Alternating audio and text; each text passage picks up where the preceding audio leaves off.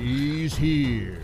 Now broadcasting from the wide open spaces of McClendon, Chisholm, Texas, deep in the bowels of a hidden bunker somewhere under the brick and steel of a nondescript building, we've once again made contact with the greatest threat to Rockwall County's liberal left, a true conservative and our leader, Bunker Bob.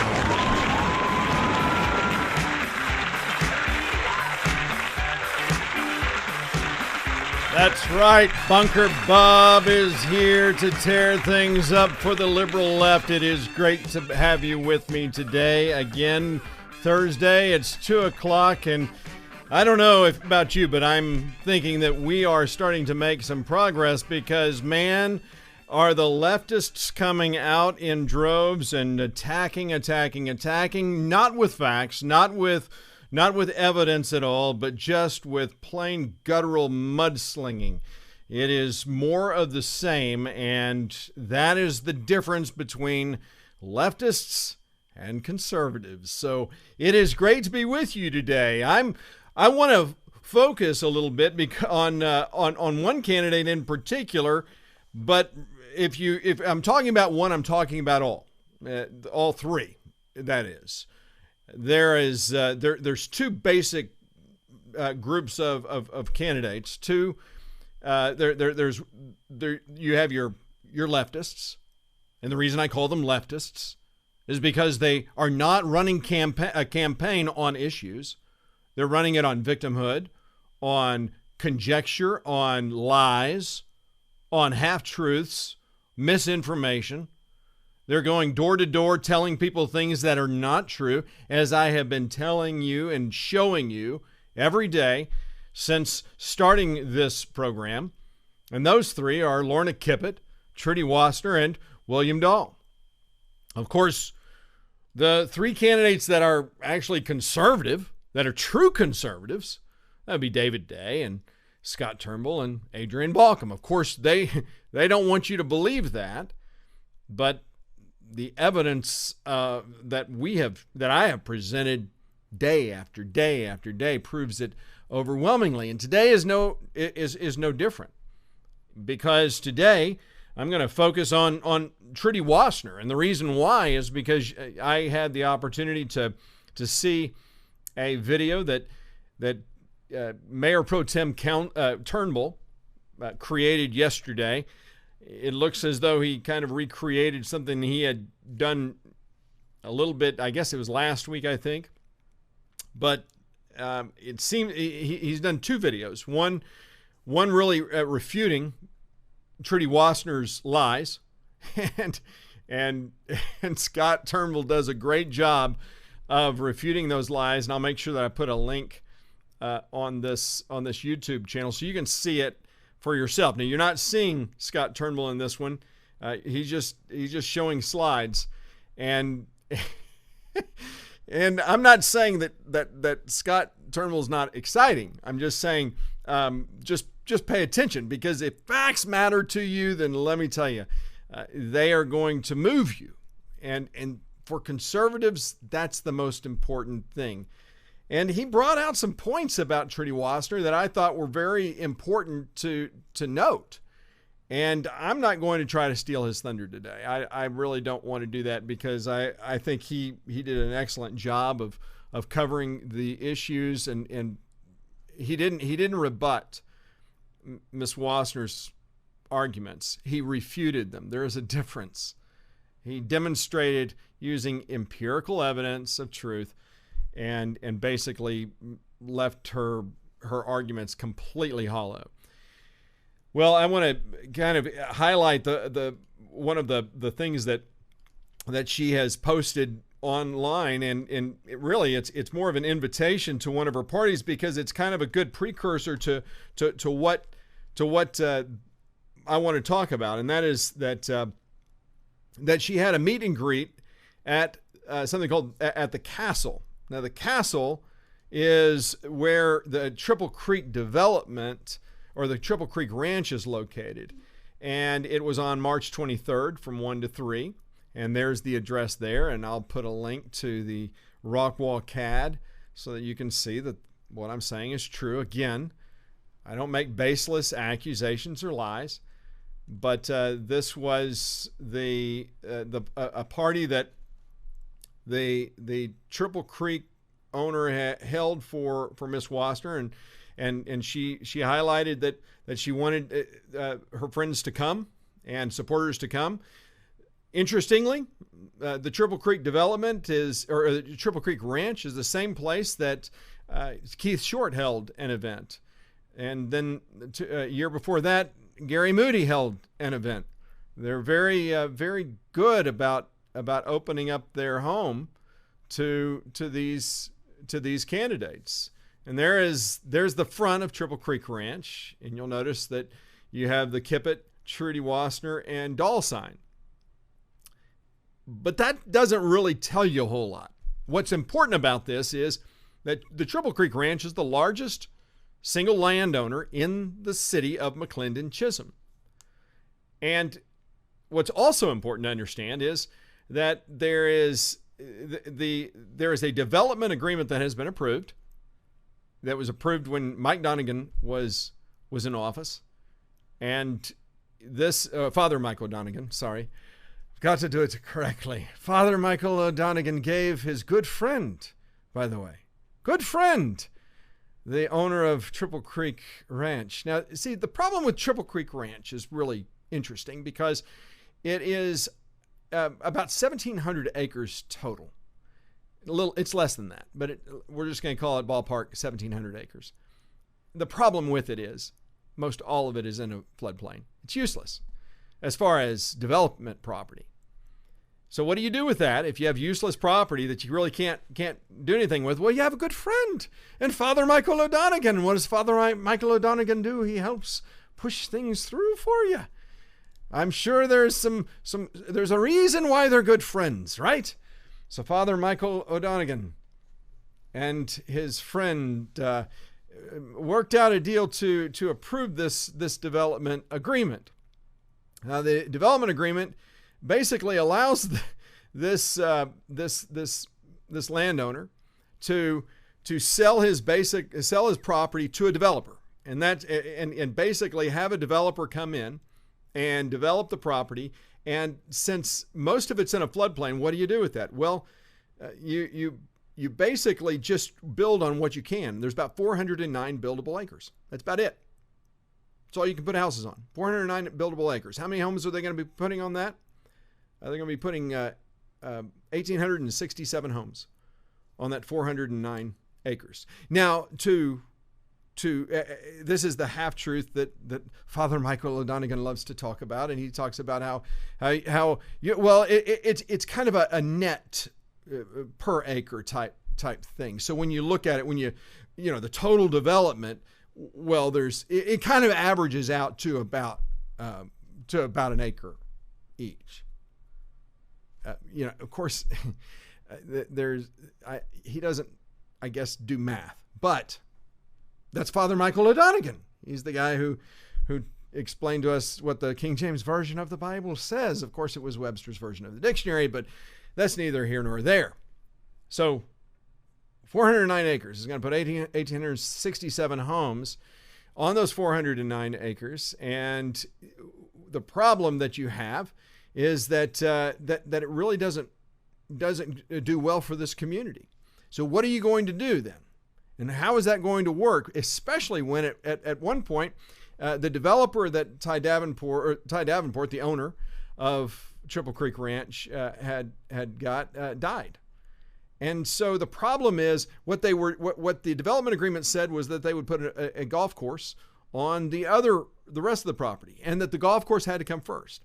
Well, as I've said before, I've done a whole show on this very topic and I give a lot more specifics. So I'm not going to go into all of the details in this, but bottom line, you basically have to kind of work around this obstacle. And the problem is that no developer in the state of Texas is going to purchase a development agreement from anyone with a golf course requirement.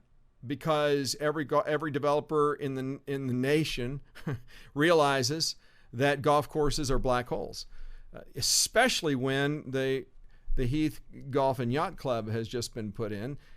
There's not a developer on the planet that's going to put a golf course in. So what do? You've still got the development agreement. Now, some people are saying, well, the development agreement's dead as the developer himself. Well, that's just anyone who would say that is ignorant of the facts. Let me show you what I mean by that. So this is an April 17, 2004 Planning and Zoning Commission meeting that 2014 Planning and Zoning Commission meeting. And you'll notice that, of course, we have the chairman of the Planning and Zoning Commission. That would be Jay Webb, not to be confused with Jay Webb. Jay Webb owns Altura Homes. Jay Webb is the chairman of the Planning and Zoning Commission, and you know that Jay Webb is not Jay Webb. He's James B. Webb, and Jay Webb is Jay Webb.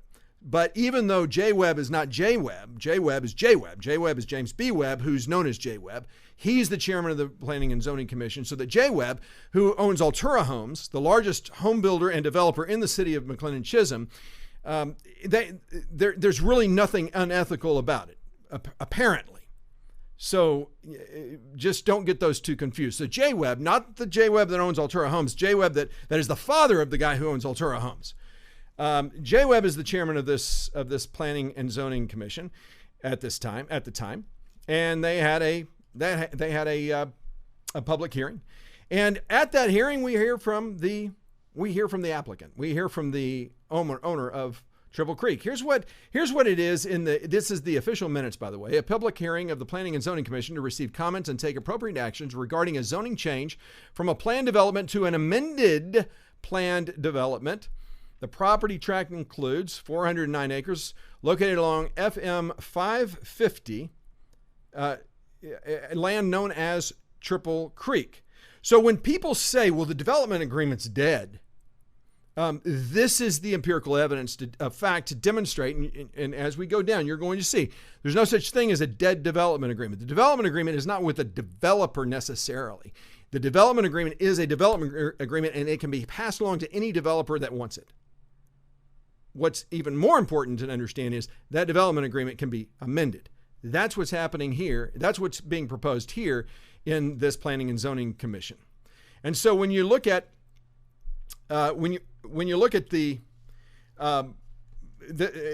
you see it's underlined that the property tract includes 409 acres. That's what the issue is. So here is the applicant, Ty Davenport. He gave the history of Turnbull Creek. He gave 2 acres of land for a new city hall. Then the city bought an additional 15 acres. Now, I want you to take note of this additional 15 acres. This is kind of gives a little history about what went on here. You see, Gary Lovell, the member on the city council who is most responsible for me. If you hate me, you should go after Gary Lovell. It's his fault. It's Gary Lovell's fault. Gary Lovell had the audacity to send out a campaign mailer one day, and he was running for re-election, and he was running against my neighbor, who I was supporting. I didn't know. I'm like a lot of the voters in McLennan-Chisholm who just moved here, and they get a knock on the door from Lorna Kipphut or Trudy Wossner or William Dahl, who tells them all the right things. They go, okay, well, all right, yeah, I'll support you. Who have no idea what they're talking about. Well, same thing with this. My neighbor, Bev Stibbins, who had been on city council for 17-something years before, she wanted back on. And the problem with the letter is the letter articulated that the city council is moving forward on things that they shouldn't be moving forward on a city hall building. They're moving forward on this property. You see, what happened is Ty Davenport offered the city 2 acres of property, and offered additional property at $20,000 an acre. So on the city council, there was a debate, and some of those on city council disagreed with Gary Lovell. Gary Lovell said, we don't really need any more land. And they said, no, we definitely need more land. And so they had a back and forth. You can read the minutes. I'll try to put the minutes on there or include that in the description here by tomorrow, so that you can see the back and forth. And the city council basically came to a compromise with Gary Lovell and another member of the city council. And that compromise was, instead of purchasing, they wanted to purchase, I think, have a total of 10 acres, 8 acres. They wanted to buy 8 more acres. Gary Lovell thought that was ridiculous. You need at most 5 for a city, as that we're trying to grow. 5 acres might be enough. And so they compromised. They said, okay, 5 acres. Gary Lovell said, I'll support 5 acres, purchasing 5 acres, $60,000. So they did that. They approved it, and that was set. A few months later, Gary Lovell. When you're on city council, there's something called an excused absence and an unexcused absence. Believe it or not, that's for a general law type A city. There's actually that kind of thing. State law mandates these types of things. And so Gary Lovell, long ahead of time, said that he was going to go to Mount Rushmore with his family, and so that he would have an excused absence, because it would interfere with one of the council meetings. He wouldn't be there. Well, another council member also, the other council member who also disagreed with the purchase of the additional acreage, also disagreed, and he was also going to be absent. And so when the time came for Gary Lovell to go to Mount Rushmore, he did. And when he came back, the city council had approved the purchase of a total of 13 acres of property for the city hall. It was a 3-0 vote because the other 2 members were absent. They weren't even there. So when I talk about these backroom deals, you need to understand who the mayor was at the time, Gary Moody, and who the mayor pro tem was at the time, Steve Hatfield. Do these names ring a bell? They should. They should. I've been talking about them every day, almost practically every day. So that's how we got these 15 acres. It was done behind the back of conservative council member Gary Lovell. And this is what they came up with. And so as we continue to read, he had a builder approach him to buy the ranch and the land among 550. However, they did not want to help build a new city hall, so he found someone who would. Did you hear that? This is not about money for Mr. Davenport. No, this is about charity. He wants to make sure that the city is taken care of. And the fact that the city hall is going to be, basically, his property will surround City Hall and kind of become the city center and make his property a lot more valuable. It's not about that. No, don't. It's not about that. It's charity. He wants to do the right thing. Thank you. Wow. What an honorable thing. What an honorable thing. He goes on, he says, so he found someone who would. And this developer, by the way, is willing to contribute $400,000 for a new city hall. Did you hear that? $400,000 for a new city hall. I mean, what kind of city? We should be able to build a nice city hall for $400,000. Am I right? Am I right? Amen? Amen. Oh, wait a minute. Oh, that isn't unless Gary Moody's mayor, because our city hall costs $2.125 million for a 5,000 square foot facility. $400,000. I guess it doesn't sound like as much money as I thought it was. Some people are looking for a smaller yard. We have areas that are 10 acres and some are small, like in Sonoma Verde. He wants to have parks in the subdivision along with walking paths. He is trying to get something for everyone. His desire is to have open spaces open to the public. Well, that sounds really good. It's all about the public and serving the community. I mean, are you buying any of this? Yeah, I'm not either. But that's what Mr. Davenport came to City Hall to do. And this is the Planning and Zoning Commission meeting, the first step before it goes to City Council. So as we move on, there were people who attended that meeting that didn't agree with the Mr. Davenport in this development, and they wanted the Planning and Zoning Commission not to approve this. They said, "Don't do this. This is not okay." All right, yeah, it's a new developer, and it sounds like they want to do the right thing, but I'm sorry, but it's not good for our community. Well, the man who made it clear that he's doing it for the community, this is all about charity. This is about the people. He got to speak last after everybody spoke and opposed what he was saying. Here's what Mr. Davenport says. He says, Ty Davenport stated that this has already been passed and you can't stop it. He loves this area, but this is already passed and can't be revoked. You're going to have a problem. You're going to have problems no matter what. We need a police department, a new city hall, a fire department. The taxes, they are a coming. That's the owner of Triple Creek Ranch. You can't stop it. The ignorant individuals, I'm not going to call them stupid because they would only be stupid if they heard this and read this and then tried to post again on social media saying, "Oh, the developer's dead. It's a dead development. This cannot happen. Y'all are you're just being silly. You actually think that's going to move forward?" Yeah. Actually, we do think it's going to move forward. This is a reality, folks. It's already been passed, and you can't stop it. This has already been passed, and it can't be revoked.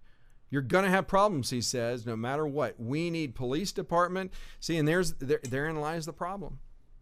A police department for a city like ours.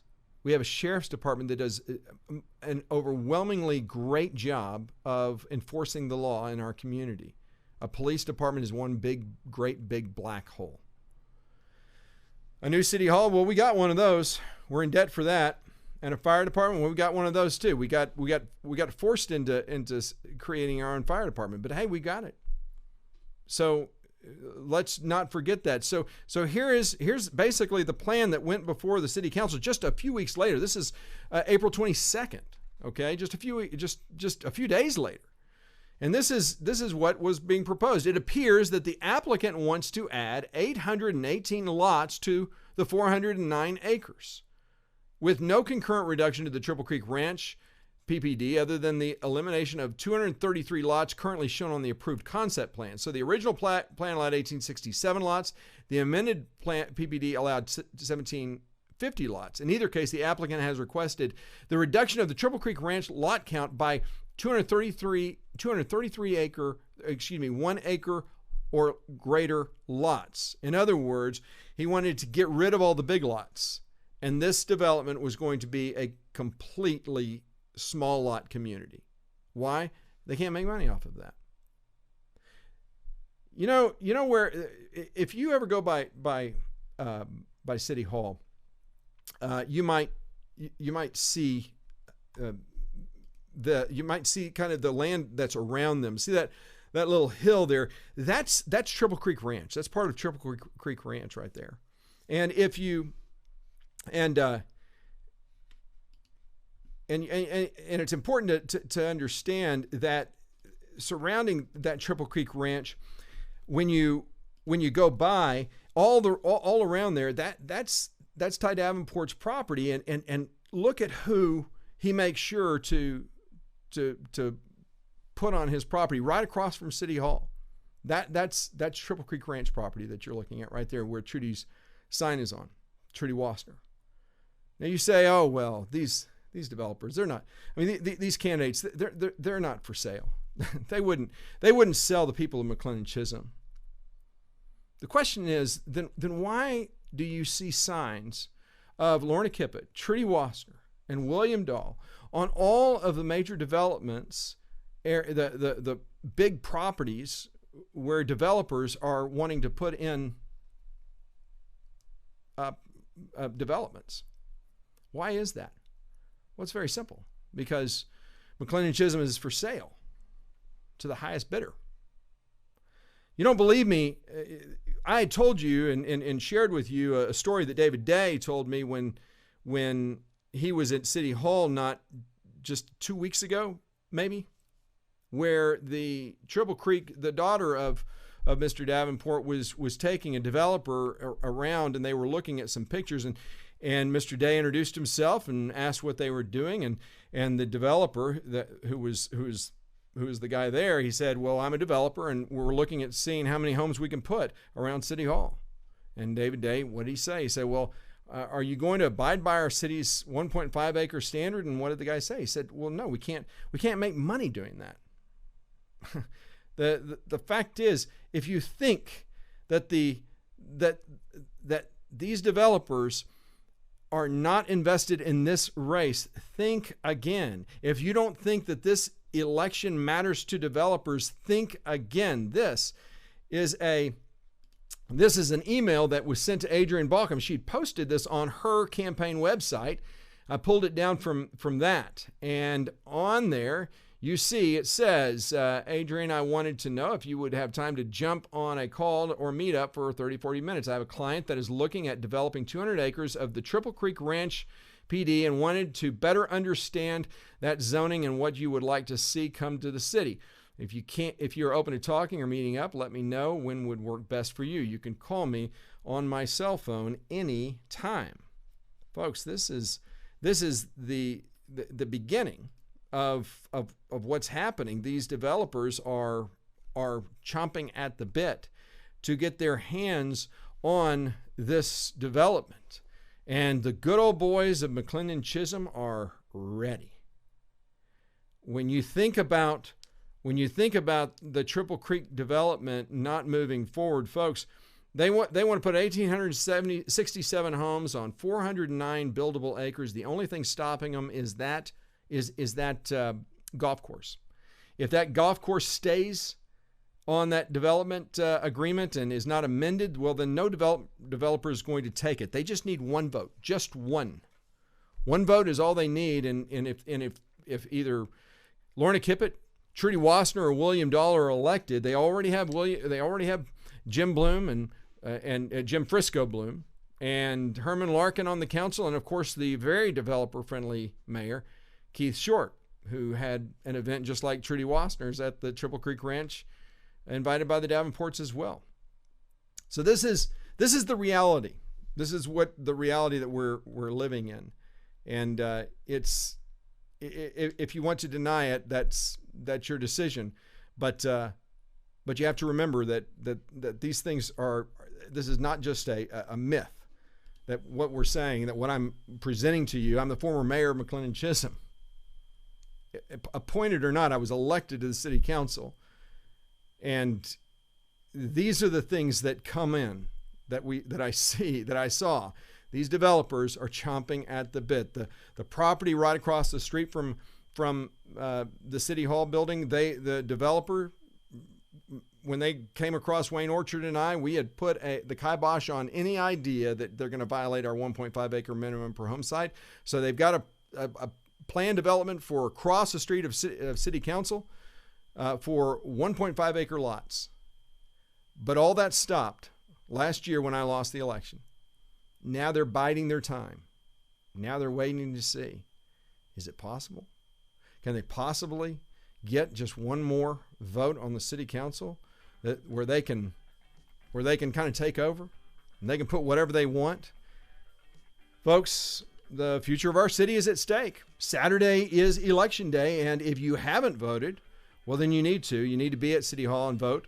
And you need, in my opinion, it's very important that you support the conservative candidates. That would be David Day, Scott Turnbull, and Adrian Balcom. If you have any questions, you're welcome to give me send me an email. I'd love to talk with you. I'd love to give you any information. If you want more empirical evidence about anything that I've been talking about on my show, you're welcome to contact me. I'd be glad to get you that information. So I look forward to seeing you tomorrow, and hope you have a great day. Thanks again for being with me. We'll see you then.